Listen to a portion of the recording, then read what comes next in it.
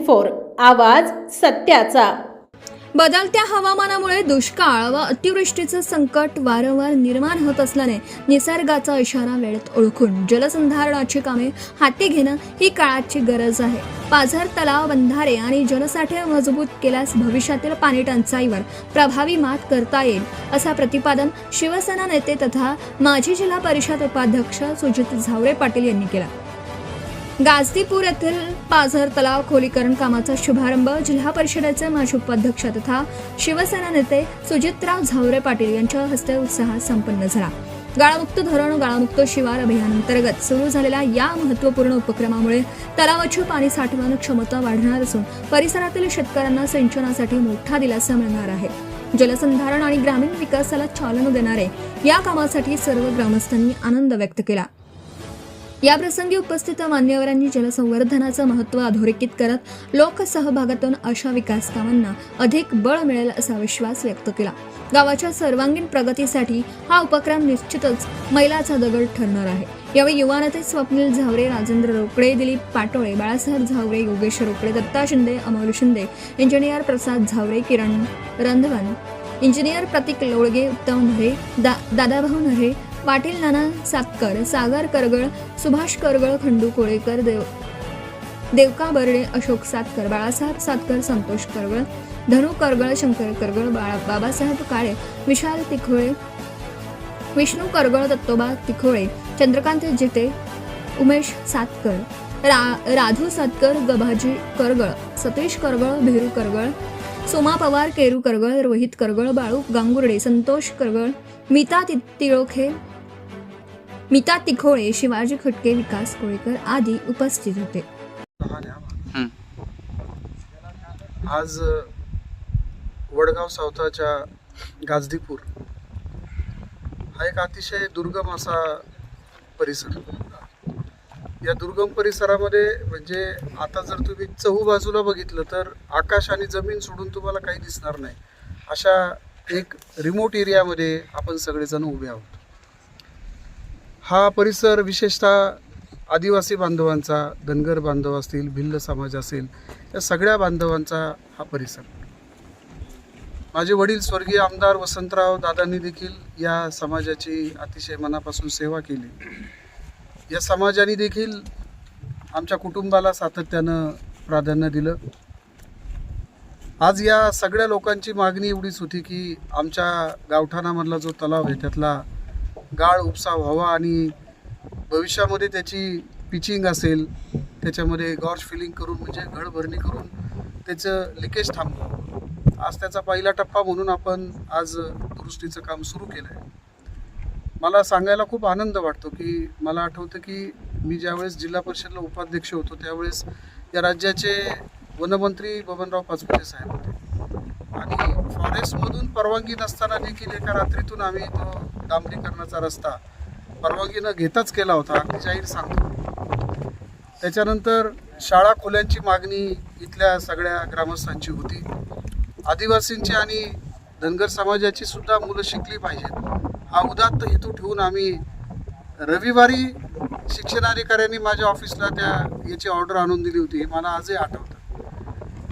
मग त्यावेळेस 4 खोल्या असतील, आत्तापर्यंतचे डांबरीकरण असेल, या गावातली पिण्याची योजना असेल, वसंतराव दादांच्या काळात आलेली लाईट असेल, या सगळ्या माध्यमातून या गावामध्ये अतिशय काम करण्याचा प्रयत्न आम्ही सगळ्यांनी केला।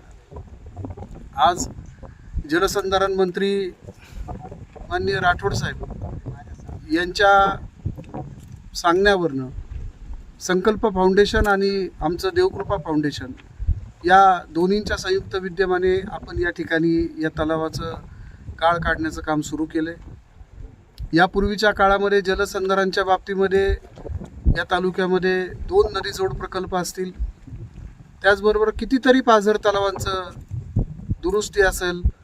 शेवटी काय की एखादा रस्ता राहिला तरी चालेल, पण जर लोकांना पिण्याच्या पाण्याचाच प्रश्न निर्माण होत असेल, आज या सगळ्या समाजाकडे फार मोठ्या प्रमाणावर पशुधन आहे, मेंढ्या असतील किंवा अजून जे काही पशुधन आहे, ह्या पशुधनाला जर दुष्काळाच्या काळात आपण पाणी पाजू शकत नसेल, माणसांनाच पिण्याची वानवा आहे तर जनावरांना कुठून पाजणार, अशी या सगळ्या लोकांची अवस्था आहे। अशा अवस्थेमध्ये या तलावातलं पाणी टिकावं आणि चिरंतन पाणी या गाजदीपूरच्या परिसराला असावं, हा आमचा मनोदय आहे. आणि म्हणून आज या ठिकाणी पहिलं काम, आता प्रत्यक्षात काम सुरू होतं आहे. इथं मशीन देखील पोकलेन आलेलं आहे आणि काम आता आजपासूनच सुरू होईल. तर हे सगळं करत असताना या समाजाच्या प्रती मी एकच सांगू इच्छितो की एखाद्या मोठ्या शहरात काम केलं. आता बघा, मी काल पारनेरला 4.5 कोटी रुपयांचे कामांचे त्या ठिकाणी मंजुरी आणली. तर बऱ्याच वेळा असं होतं की शहरी भागांमधली लोक त्याचे किती जाण ठेवतात मला माहीत नाही. पण मला एका गोष्टीचा विश्वास आहे की ग्रामीण भागातला, विशेषतः आदिवासी समाज हा केलेल्या कामाचा उपकार धरणारा माणूस आहे. आणि म्हणून मला इथं काम करताना सगळ्यात जास्त आत्मिक आनंद होतोय. हा सगळ्यात महत्त्वाचा विषय. आमचे नेते, या राज्याचे उपमुख्यमंत्री नामदार एकनाथरावजी शिंदे साहेब यांनी देखील या तालुक्यासाठी मला भरीव निधी देण्यासाठी सर्व मंत्र्यांना तसे त्यांनी संकेत दिले.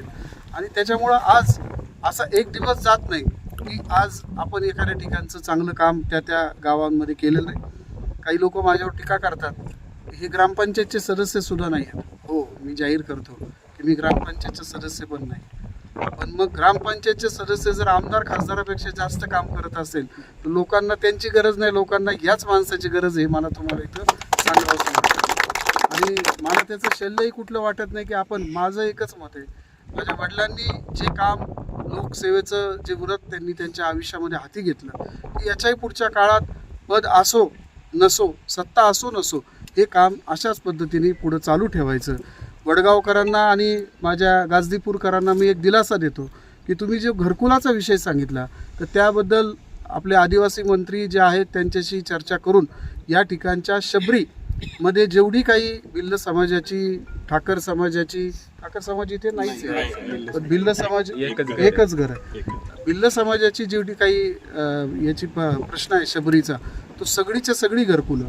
त्याचबरोबर तुम्ही आता सरपंचांनी सांगितलं की मागच्या काळात काही विजेच्या प्रश्नाच्या संदर्भात इथं आमच्या तरुण बांधवांनी देखील तक्रार केली. तर या बाबत माझ्यापर्यंत अजून तक्रार आलेली नव्हती. आत्ताच मी कार्यकारी अभियंता श्रीयुत चव्हाण साहेब यांच्याशी संपर्क करून तो देखील प्रश्न लवकरात लवकर आपण विजेचा मार्गी लावणार आहोत. एकच आहे की ज्या ठिकाणी तुम्ही जाल त्या ठिकाणी आपण पाण्याचे प्रश्न, हे जास्तीत जास्त जलसंधारणचे प्रश्न हाती घ्यायचे. काही दिवसांच्या पूर्वी याच फाउंडेशनच्या माध्यमातून आम्ही कातळवेड्याचा तलाव असेल, डोंगरवाडीचा तलाव आता हाती घेतोय, मासुंद्याचं आमचं ओढ्याचं खोलीकरण चालू आहे. अशी अनेक कामं तालुक्यामध्ये सुरू आहेत. त्याचा मला नितांत असा अभिमान आहे. आणि म्हणून तुम्हाला जर पुढच्या पिढीला काही द्यायचं असेल, तुम्हाला तुमच्या पिढीसाठी जर काही धन ठेवायचं असेल, ते जलधन तुम्ही सगळ्यांनी ठेवायचं आहे. त्याचं कारण तुम्ही किती पैसा ठेवा, उद्या जर तुमच्याकडे पाणीच नसेल तर त्या पिढीला तुम्ही काही देऊ शकत नाही. म्हणून सगळ्यात जास्त काम हे जलसंधारणचं या तालुक्यामध्ये व्हावं, हीच माझी प्रामाणिक इच्छा आहे.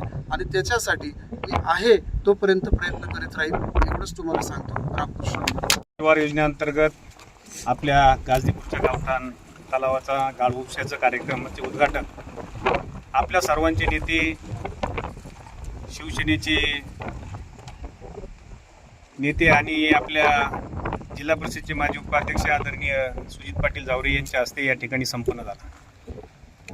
आज खऱ्या अर्थानं आनंद वाटतो की या गाजदीपूर सारख्या दुर्गम भागामध्ये आज तळ्याचं गाळ उपशाचा कार्यक्रम या ठिकाणी सुरू होत आहे. साहेब, या ठिकाणी मी सांगू इच्छितो की गाजदीपूरमध्ये सर्वात मोठा तलाव हाच आहे. याच तलावाच्या माध्यमातून गाजदीपूरचं सर्व क्षेत्र ओलिताखाली येत असतं. बऱ्याच दिवसाचा प्रश्न होता. सुभाष करगड असन, उत्तम असन, गावातील सर्व तरुण असन, या तलावाची कामाची कायमच मागणी करत होती. आणि आज तर तुमच्या मार्फत या ठिकाणी झालेला आहे. मी प्रथमतः गाजदीपूर ग्रामस्थांच्या वतीनं या ठिकाणी आभार मानतो. आणि गाजीपूरच्या ग्रामस्थांना देखील सांगू इच्छितो का आजपर्यंत जो गाजीपूरचा विकास झाला, जी छोटे मोठे कामं झालेत, हे कैलासवासी आदरणीय दादांनी आणि सुजित पाटलांनीच या ठिकाणी कामं केलेली आहेत. बाकीच्या नेत्यांनी काय केलंय हे आपल्या सर्वांना माहीत आहे. या पुढच्या काळात मागाशिकाच मी पाटलांना एक फोन केला होता का गावातील एक काम होतं किरकोळ, आणि त्या कामासंदर्भात फोन केला. पाटलांनी मला स्पष्ट सांगितलं, आता वडगावचे काहीच कामं सांगू नको, गाजीपूरचं असेल तर मला पहिल्यांदा सांग. आणि गाजीपूरचं काम मार्गी लावण्यासाठी मी प्रथम प्राधान्य देणार आहे. अजून काही कामं असतील तर ते सांगत चल. आता देवकांनी सांगितलं का शेबरीचा प्रश्न, या ठिकाणी गावठाणचा जागेचा फार मोठा प्रॉब्लेम आहे. कारण गावठाणची जागा वेगळ्या ठिकाणी आहे, गाव वेगळ्या ठिकाणी वसलेलं आहे. त्यासाठी आपल्याला ग्रामपंचायत मार्फत तो गावठाणचा नवीन प्रस्ताव तयार करून आपल्याला त्या गावठाणची जागा निश्चित करावं लागणार आहे. कारण गावठाण गाझीपूर हे गाव सर्व वन विभागाने वेढलेलं गाव आहे. म्हणजे सर्वात मोठी अडचण या ठिकाणी याची आहे. त्यासाठी आपल्याला पर्यायी जे जुने गावठाण आहे ते आपल्याला या जागेच्या मोबदल्यात ते गावठाण वन विभागाला देऊन आपल्याला ते क्षेत्र देतात. कारण ही माझी त्या साहेबांची चर्चा झालेली आहे. पण आपण पर्यायी गावठाणची जागा आपल्याला त्यांना द्यावं लागते. आपण ती देऊन फक्त तर आपल्याला कलेक्टर मार्फत जो आपण प्रस्ताव देणार आहे त्यासाठी आपल्याला सहकार्य करावं लागेल. आणि आपण जो भिल्ल समाजाचा जो शेबरीचा घरकुलांचा जो शब्द आहे, कारण शेबरीचे घरकुलं जर आले तर जागेचा प्रॉब्लेम येतो, त्यामुळे ती लोक घरकुलापासून वंचित राहिलेले आहे. त्यासाठी आपण त्यांना सहकार्य केले पाहिजे. आणि ग्रामस्थांना विनंती का आपण जे डॉक्युमेंट सांगितले, आता स्ट्रीट लाईटचा विषय, त्या स्ट्रीट लाईटची तारा 4 वर्ष झाल्या चोरी होऊन, पण त्या अद्यापही वडल्या गेलेल्या नाहीत. परंतु आपण पाठपुरावा करत नाही. आपल्या थोड्या चुका आहेत, आपण सुद्धा ते मान्य केलं पाहिजे की आपण त्याचा पाठपुरावा केला पाहिजे.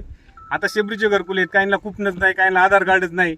त्यासाठी ते जे कागदपत्र आहेत ते टोटल कागदपत्राचा बंच करून आपल्याकडे एखाद्या तरुण पोराकडे ते दिले जमा केले पाहिजे. आपण एखाद्या तरुण पोराने त्याचा पुढाकार केला पाहिजे. प्रत्येक गोष्टीत साहेब असेल, माझ्यासारखा कार्यकर्ता असेल, हे प्रत्येक गोष्टीत प्रत्येक घराजवळ जाऊन ते काय जमा करू शकत नाही. त्यासाठी आपण तरुण पोरांनीच त्यात पुढाकार घेतला पाहिजे आणि पुढाकार घेऊन आपण त्या ठिकाणी ते जमा केले पाहिजेत. अजून काही समजा तळ्याच्या गळतीचा प्रश्न आहे, साहेबांनी सांगितले की जानेवारीपर्यंत ते 100% करून देतील याची मला खात्री आहे. कारण गाझीपूरसाठी ज्या मागण्या केल्यात त्या मागण्या पूर्ण करण्याचं काम आजपर्यंत साहेबांनी केलेलं आहे. मी साहेब तुमचं गाझीपूर ग्रामस्थांच्या वतीनं पुन्हा एकदा या ठिकाणी आभार मानतो. आणि आमच्या गाझीपूरच्या ज्या अडचणी आहेत त्या अडचणी या पुढच्या काळात सोडवण्यासाठी आपण सहकार्य कराल अशी या ठिकाणी अपेक्षा व्यक्त करतो आणि या ठिकाणी थांबतो. Subscribe now and press the bell icon. Never miss an update.